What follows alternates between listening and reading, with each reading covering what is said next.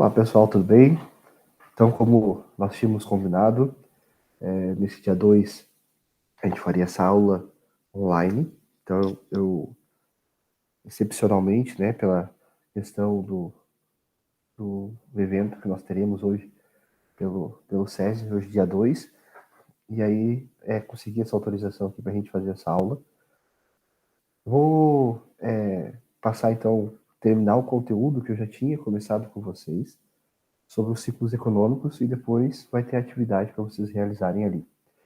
Bom, além disso, o fato de a gente conseguir adiantar essa aula já vai nos permitir finalizar no dia 16 agora de julho, a área de humanas, tá bom? Então vamos lá, vamos fazer a nossa aula. Deixa eu compartilhar com vocês aqui então a minha tela, para poder compartilhar as imagens com vocês. Deixa eu só confirmar aqui se já está vendo o compartilhamento. Está tudo ok. Eu posso ocultar. E esse aqui a gente pode ampliar assim. Bom, galera, então assim, ó, a gente estava falando sobre os ciclos econômicos do Brasil, né? Então a gente iniciou pelo ciclo econômico do pau-brasil. Inicia, obviamente, pelo descobrimento do Brasil, então, em 1500 até 1532. Retomando, aí ele tinha aquele caule avermelhado, e quando tu ferve esse caule, né, ele libera uma tinta vermelha, e essa tinta vermelha era utilizada então para fazer tingimento de roupas. Bom, o período foi curto, não porque acabou o pau-brasil, mas sim porque aumentou-se o interesse de outros países como Holanda, como França, como Inglaterra, no nosso território.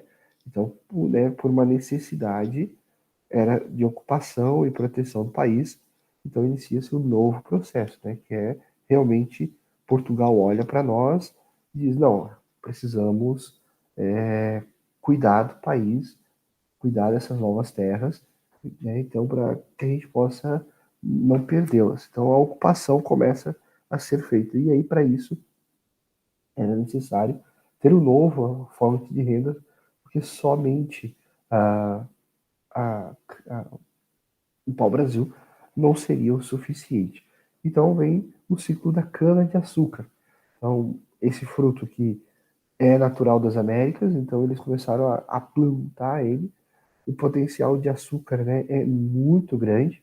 Então, isso fez com que maravilhassem, né, os portugueses e todos os europeus, né, porque aí a gente eles conseguiram fazer uma produção em grande escala aqui e levar essa produção lá para a Europa. Então, para começar, como iniciar essa administração, né, no nosso país, aí nós temos aí o Tratado de Tordesilhas, né, que dividia as terras brasileiras entre Espanha e Portugal. Então, o lado português foi dividido em grandes terrenos, chamados sesmarias, e que também chamados capitanias hereditárias. Lembrando, né, recapitulando lá que a gente falou em sala, capitanias, capitões, hereditário, porque herança, né, que passava então de geração para geração. Cada foram escolhidos alguns cidadãos portugueses, e esses cidadãos ganharam então esse território e o título de capitão do exército, porque para fazer uma proteção de um lugar é necessário o exército. Então ganhou-se o título de capitão, ganhou-se então essa patente militar, e esse mesmo capitão pôde escolher pessoas e montar o seu pequeno exército, digamos assim. Era mais uma milícia, né, uma forma armada, mas que ganhavam patentes para isso. Então, mesmo sem um treinamento militar, digamos assim, eles se tornavam pessoas importantes e faziam a proteção deste território. E com isso, então, inicia-se o processo de ocupação do nosso território. Bom, até aqui a gente debateu bastante, né, em sala de aula ainda, né? Então a gente trabalhou em cima dessa imagem, né, que era o engenho de açúcar que nós tínhamos.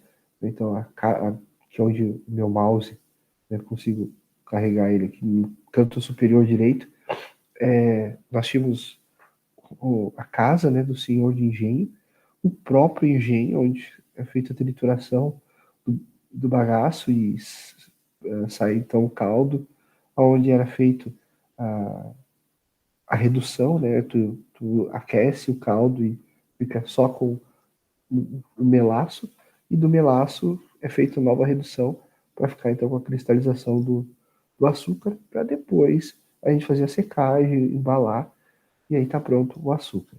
Claro, o processo aqui estou simplificando, tem outras pequenas etapas, mas é basicamente isso. Então, território muito grande, uma alta produção.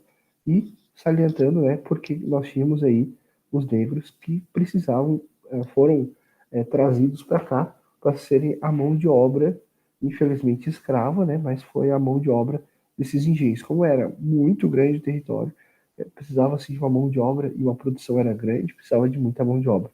E a gente ainda debateu, só relembrando, por que, que não se utilizava a mão de obra indígena. Porque o indígena tinha o fator de já estar no território e ele conhecer o território, então a chance de ele fugir e ele conhecer todo o ambiente era uma grande vantagem para eles. Então o indígena ele tinha a fuga muito grande.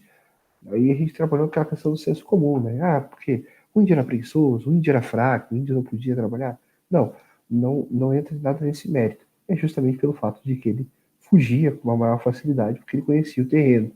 Nós estamos falando de 1580, 1600, onde Brasil era mato, completamente, né? Então, fora o que era a fazenda de cana-de-açúcar, o resto era tudo mato.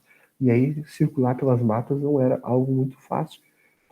Para os indígenas, era quando eles conheciam a geografia do local. Mas para alguém que vinha da África, de um clima diferente, de uma vegetação e uma estrutura diferente, já fazia uma enorme diferença. Além disso, Portugal tinha uma lei, né, que proibia escravizar indígenas e escravizar apenas negros, com a justificativa de lucro, né, por perda dessa mão de obra com uma certa facilidade, mas também porque eles queriam manter uma outra fonte de renda além da cana-de-açúcar, porque os portugueses ainda então tinham a venda dos escravos para esses senhores agora que estavam no Brasil.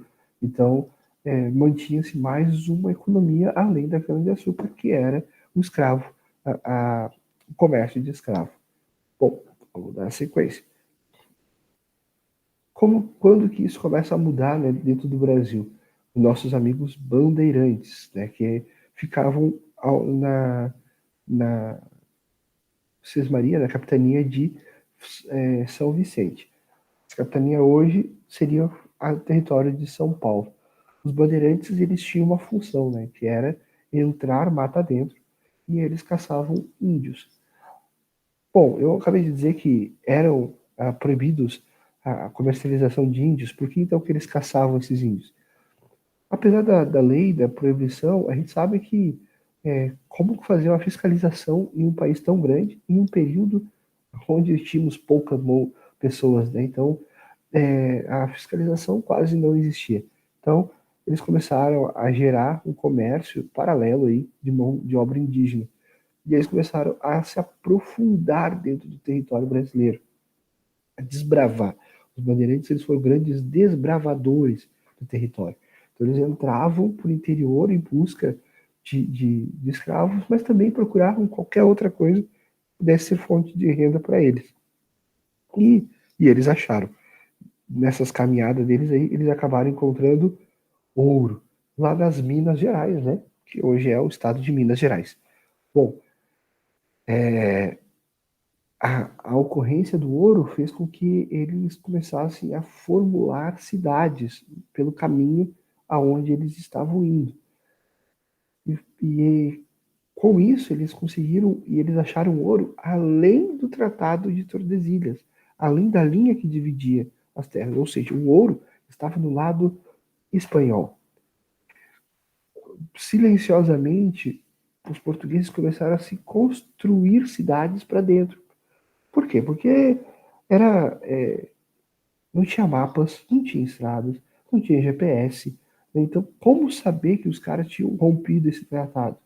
Então, e ainda silenciosamente, eles começaram a construir uma instalação, cidades, núcleos urbanos, e foram fixando território. Ou seja, ali eles foram conquistando o território. Então, os portugueses, podemos dizer que eles roubaram parte da terra espanhola? Podemos dizer que sim, porque eles foram ganhando território, ganhando espaço e ocupando, né, as terras por conta do ouro. Então, a gente vai para cidades como Ouro Preto, Ouro Branco, São João del Rei, Tiradentes, né? São todas cidades. Deixa eu só ver aqui, isso é um alarme sonoro.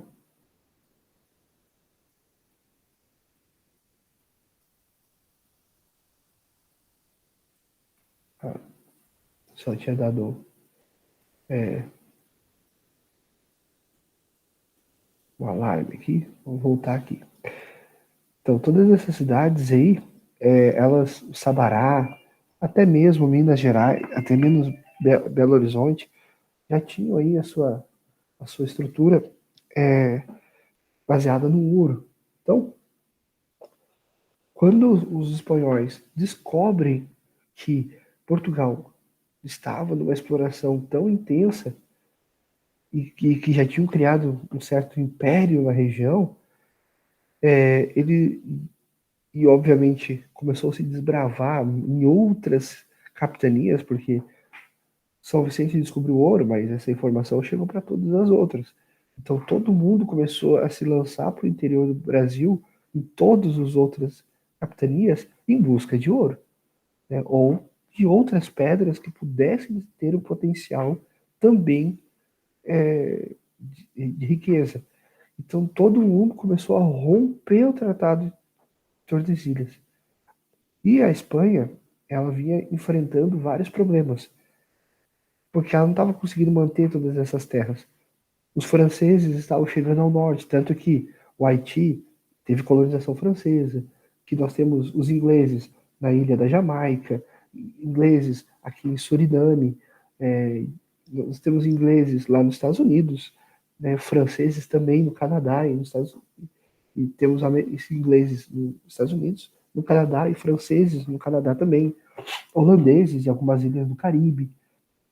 Então, assim, ó, para não, como eles já estavam perdendo muito, né, porque muitas lutas em outros territórios, e para não perder toda a América do Sul, porque o medo deles era esse, eles fizeram um acordo com o Brasil. Eles fizeram um novo tratado, que era o Tratado, então, de Madrid. Deixa eu voltar aqui, que é o Tratado de Madrid. O que foi esse Tratado de Madrid? Eles deram mais terras aos portugueses. Então, essa linha, onde está o meu mouse aqui no mapa, essa linha aqui, ela faz a divisão do Tratado de Tordesilhas. Então, o lado direito era dos portugueses e o lado esquerdo era dos espanhóis.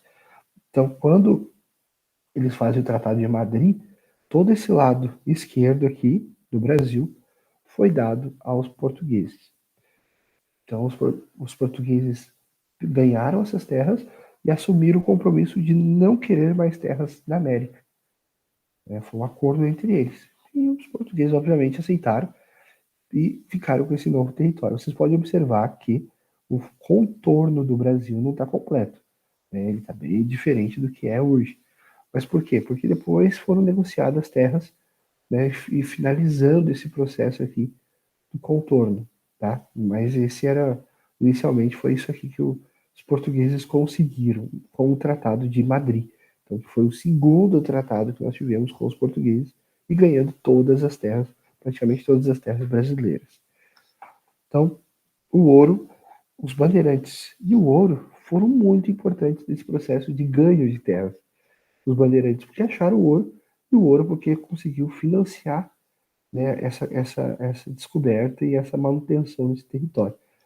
O ouro realmente trouxe verdadeiro império, como eu falei antes, para Minas Gerais principalmente.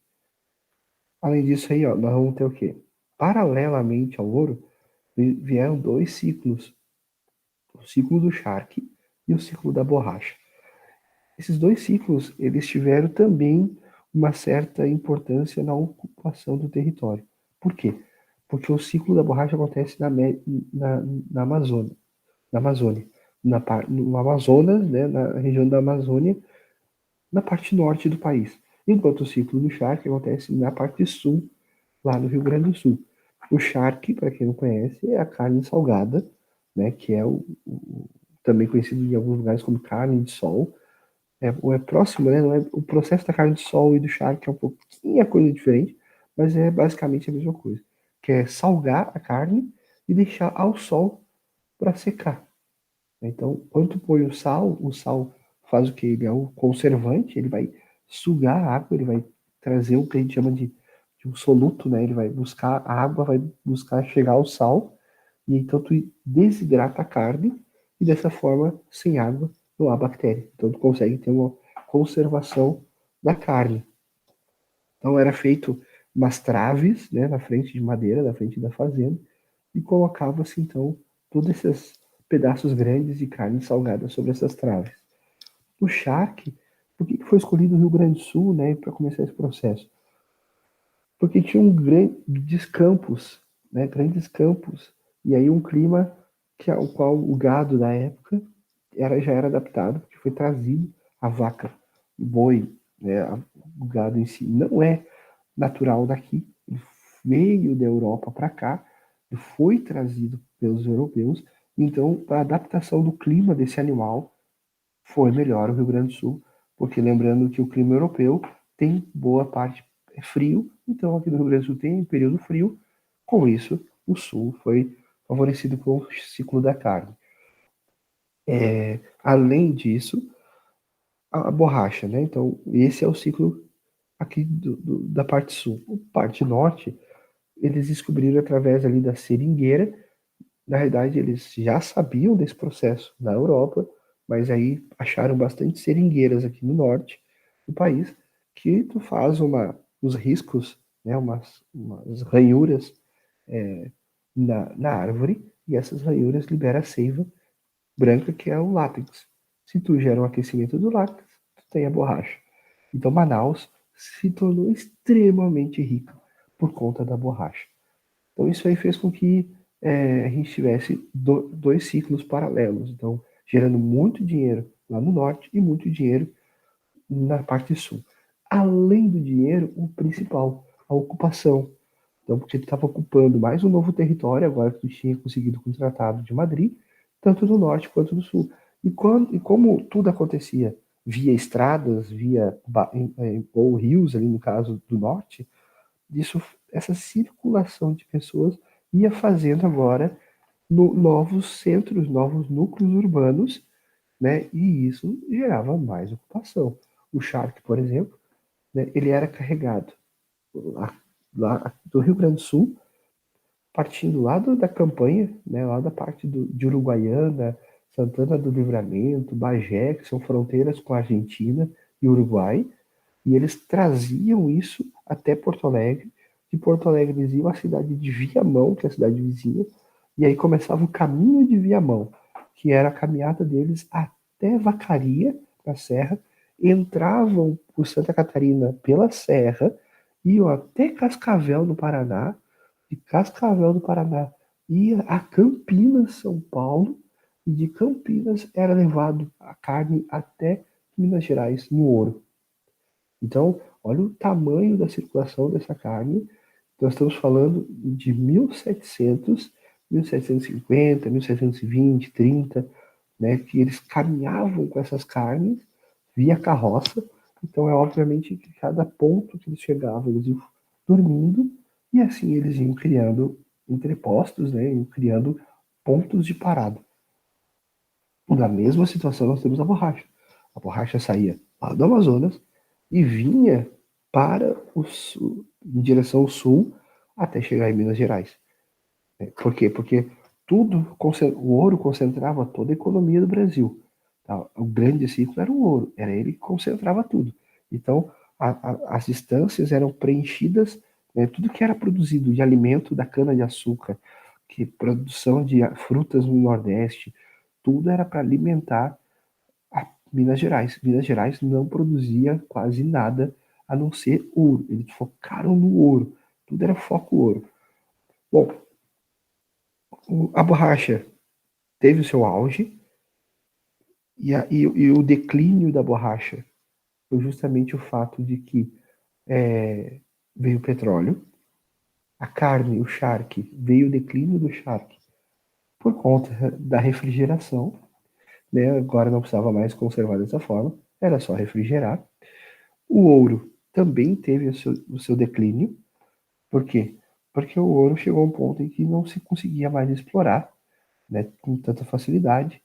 E aí precisava de máquinas. Hoje o ouro voltou à sua superprodução por conta das máquinas, mas ele teve o seu declínio, porque começou a se encontrar ouro também em outros lugares da América, então já não era mais tão forte.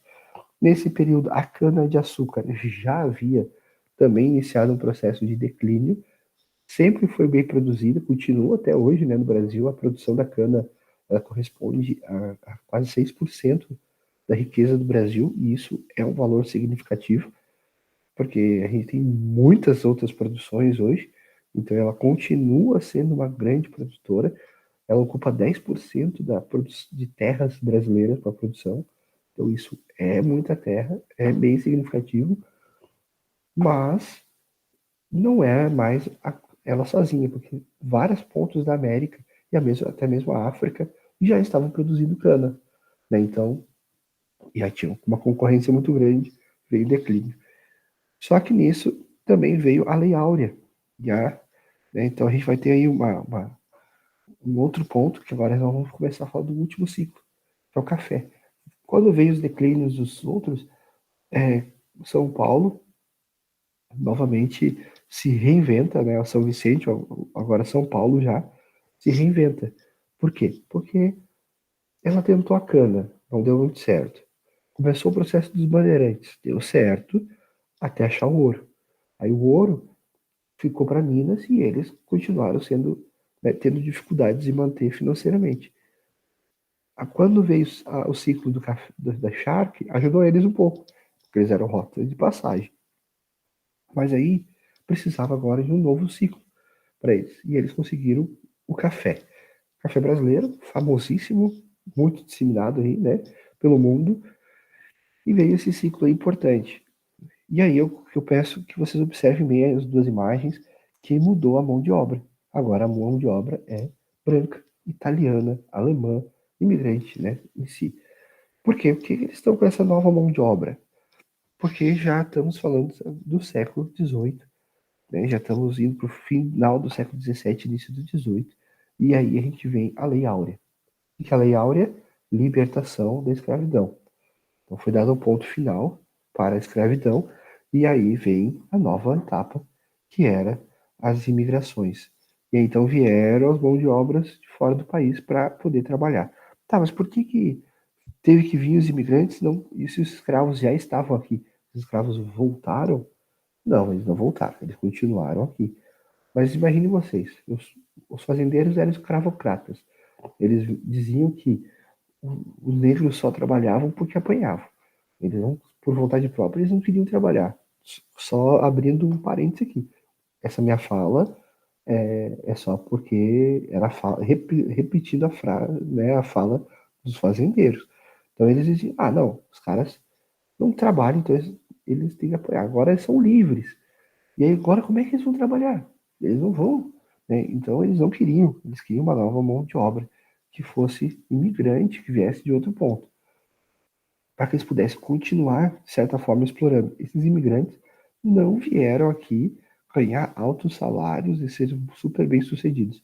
Eles vieram praticamente ser mão de obra escrava, porque o salário era tão baixo, o valor era tão baixo, que não tinha como criar um sustento. Então eles foram trabalhar, substituir essa mão de obra. Por que a gente pode tentar achar os pontos aí, por que foi criada a libertação, né, dos escravos? Por que não continuou-se? Porque o número de escravos foi muito grande. Já tínhamos, como o Haiti, né, o país do Haiti, já tinha havido a independência e feita pelos escravos, eles se rebelaram e fizeram, e reconquistaram o território do Haiti, e havia um movimento já de libertação desse povo, né, a libertação dessa mão de obra. Começou algumas rebeliões dentro de alguns países da América, e até mesmo na África. O comércio já não era mais tão lucrativo assim. Já estava difícil conseguir essa mão de obra para trazer para cá. Então, o próprio, digamos assim, a gente não trabalha com isso porque é uma forma muito pesada para dizer assim que havia um ciclo econômico da escravatura. De certa forma tinha, né? Porque eles traziam para cá e tinha um comércio disso. Então eles resolveram terminar com isso. E ao mesmo tempo ficava uma imagem bonita, né? De eu assinei, né? A Princesa Isabel, né? Assinei a libertação dos escravos, ganhava simpatia. E esses caras agora tinham a simpatia da coroa portuguesa, né? De ter vindo a libertação e, né? Estavam livres. Só que não foi nada fácil, né? Porque essa liberdade veio sem trabalho. Então eles ficaram livres, mas não tinham com que trabalhar, porque os fazendeiros, que era o que existia na época, basicamente fazendas, não queriam a mão de obra. Pô, eles eram escravos, agora eu vou ter que pagar para os caras fazer? Não, né? Não vou fazer isso. E aí, então, que eles trazem uma nova mão de obra.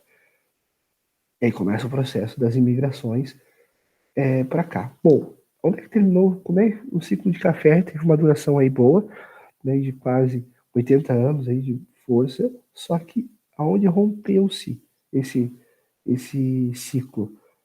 Em 1929. Em 1929 aconteceu o chamado crack da Bolsa de Valores de Nova York. Crack seria o barulho da quebra, clac, né, um estalo. O que aconteceu? Quebrou a Bolsa de Valores de Nova York. O que é a Bolsa de Valores? É um comércio internacional, é um lugar de comércio internacional de ações, né, de pedaços de empresa, ou até mesmo de produção. Então, era um lugar onde todo mundo vendia a sua produção. Eu tenho café, eu vendo na Bolsa de Valores, eu tenho laranja, eu vendo lá, eu tenho ouro, eu vendo lá. Então, como se fosse um grande comércio, uma grande feira, mas de um comércio mais refinado, né? De valores muito maiores. Só que por que quebrou esse comércio? Porque nós tínhamos muita produção e poucas pessoas para comprar. E aí quebrou. Porque tu tem muita coisa, tá sobrando produto e não tem quem compre. Então imagine vocês, os caras tinham muito café e esse café não tinha para quem vender, então automaticamente o preço cai muito. Digamos, eu tinha lá R$ 50 uma saca num dia e no outro dia a saca estava valendo 50 centavos. Ela despencou. E isso fez com que os cafeicultores ficassem desesperados. Por quê? Porque eles tinham perdido tudo, praticamente. Para não perder tudo, eles tinham as suas terras, eles ainda tinham a mão de obra, mas a produção toda de um ano perdeu-se. Né? Então eles queimaram o café, literalmente eles queimaram, jogaram fogo no café, botaram fora o café. Perdão, deixa eu tomar um gole d'água. Eles jogaram fora o café para que faltasse café no mercado e aí o preço subisse. E aí voltasse a ter uma economia. Com isso, o Brasil e o mundo inteiro, porque o mundo inteiro foi afetado por isso, essa data é muito importante, é 1929. Se vocês pesquisarem pela crise de 1929, a Grande Depressão, vocês vão ver que é um termo, né, da época, vocês vão ver que o mundo inteiro sofreu com isso. E aí, então, eles resolveram, eles pensaram assim, não, a gente não pode mais depender de ciclos. Nós tínhamos o ciclo do pau-brasil, ele afundou. Nós tínhamos um ciclo fortíssimo da cana-de-açúcar, já não é mais tão forte. O ouro foi a nossa substituição, caiu. O charque e a borracha caíram. E o café caiu. Então, e agora? Nós temos que diversificar essa produção. Então, a partir de 1929, acabou esse sistema de ciclos e começou a diversificação da produção. Os cafeicultores continuaram produzindo, só que eles pegaram parte do investimento, abriram indústrias em São Paulo, eles foram produzir laranja, eles foram produzir cacau, eles foram produzir cereais, soja, arroz, foi se produzir outras fruticulturas, né? Foram ampliaram para os suínos e frango, a questão da carne. A carne agora não está mais só no Rio Grande do Sul, foi levada para o Mato Grosso, foi levada até para o norte do país. Então, assim, diversificou-se demais essa produção. E o outro entendimento que era necessário ter salários melhores para os trabalhadores, porque eles também alimentam a economia, porque o dinheiro ficava muito e muito concentrado em algumas mãos, né? Então ficava assim, algumas poucas famílias tinham dinheiro e o resto eram trabalhadores que ganhavam muito pouco. Eles ganhavam praticamente para o sustento básico do básico. E aí então entendeu-se, não, precisamos ter várias classes, né? A classe média, a classe mais baixa, né? Classe alta, porque essas classes elas fazem girar a economia. Então mudou-se essa concepção de economia no país também. Então diversificou-se tudo. Bom, é isso, pessoal. Então, dos ciclos econômicos. A gente termina com café, termina-se os ciclos. E aí começa uma outra etapa, que é dessa diversificação econômica. Então, viemos do pau-brasil, passamos pelo café, pela cana, passamos pelo ouro, charque e borracha e finalizamos no café. Beleza? Pessoal, então é isso. É a nossa aula de hoje, né? A gente, claro, quando a gente está no presencial, a gente consegue explorar um pouquinho mais. Eu não vou fazer um vídeo aqui muito longo também para vocês. Então, eu vou finalizando aqui. E aí eu vou deixar agora a atividade para vocês trabalharem também. Que Deus abençoe vocês, um bom final de semana. E a gente se vê no próximo sábado. Deixa eu finalizar tudo aqui com vocês. Parar de apresentar e encerrar a chamada. Tchau, tchau, pessoal.